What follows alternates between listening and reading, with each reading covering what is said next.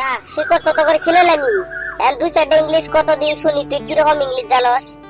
শিকড় তো খিলিলি সত্যই, কিন্তু শিকড়টাও তো একটা ভালো আছিল না, অল্প ড্যামেজ আছিল রে, মুহের মধ্যে কিবা ঘষ ঘষানি লাগলো। কে রে কদম, কিছু কষ না কে? হাসাই কইছস রে, শিকড়টাও তো একটা ভালো আছিল না, অল্প ড্যামেজই আছিল, কিবা যে আমার ভালো লাগলো না। যাই হোক, শিকড় খিলেনি কথা আছিল, বলটুন শিকড় খিলেছে, এখন তো করে ইংলিশ কর পালা, তোরা দুই চারটা ইংলিশ কো আমরা শুনি। শিকড় ড্যামেজ আছিল না কি আছিল ওটা তো আমি জানি না, আমি তো আর শিকড় বানাই নাই কে, শিকড় কোম্পানি এলা শিকড় বানাইছে, আর ড্যামেজ ছিল না কি আছিল ওটা আমি জানি। এখন তো করে যেটা কোয়া কথা ওটা কো। এত পালকা হওয়া লাগে নাকি? আমরা কি এরকম বেইমান মানুষ নাকি রে? কবার চাইছি যদি কমই তো চিন্তা করস কে? কেবল শিকড়টা খাইলাম, অল্প হজম হবার দে। শিকড় আবার হজম হওয়া লাগে নাকি? কি করছে?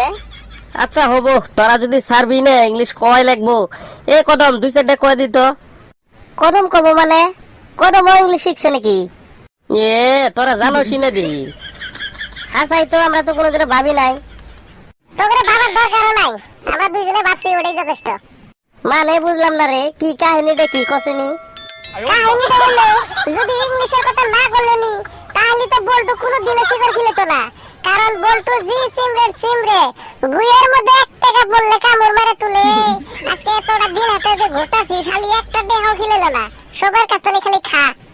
তা হলো বন্ধু হে, বন্ধু পাশে এইভাবে ঠকায় নাকি? তোর তোর আমি জিন্দেগিও বিশ্বাস করবো না।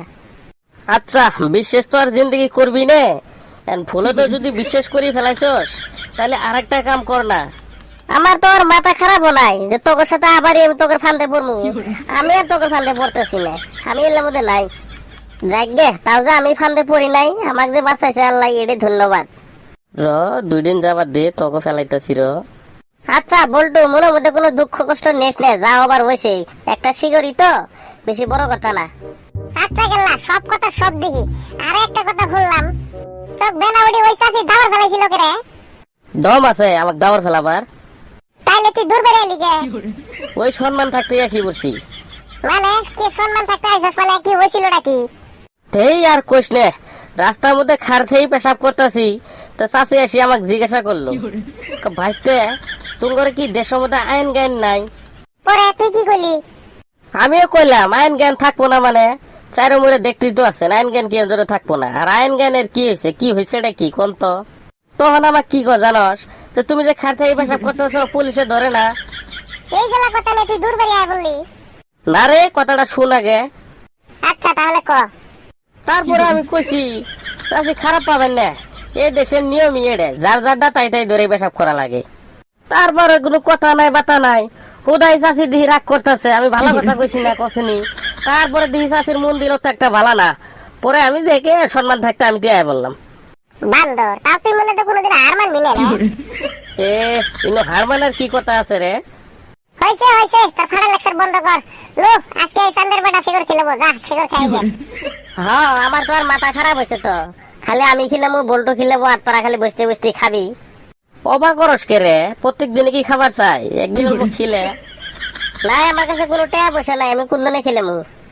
ওই তো কথাটা মনে রাখিস। হ্যাঁ, তোর খিলাবার বেলা খুব ভালো, না খিলাবার বেলা খারাপ। হ্যাঁ হবো, তোর কাছ থেকে কি বকরি শিকড় খাওয়া লাগে ওই ব্যবস্থা আমার কাছে আছে। সারা তো গাছে থাকবই না, যা সামগা আমি। লো, এবার তো শিকড় খিলানি মানুষ তো গেল গে, তাহলে এবার তুই কি খিলে? এই কোশ না আর, সকাল সকাল মানি ব্যাগ নিয়ে ফেরে ভুলে গেছি গে রে। খালি জিন্দেগি ভর তোর পেনের একটা পকেট দেখলাম না, আমার ওই মানি ব্যাগ নিয়ে ঘুরে। কথা অল্প সাবধান করি কোশ, আগের দিন নাই গেলে আমার। হইছে, লো যাই গে আমরাও।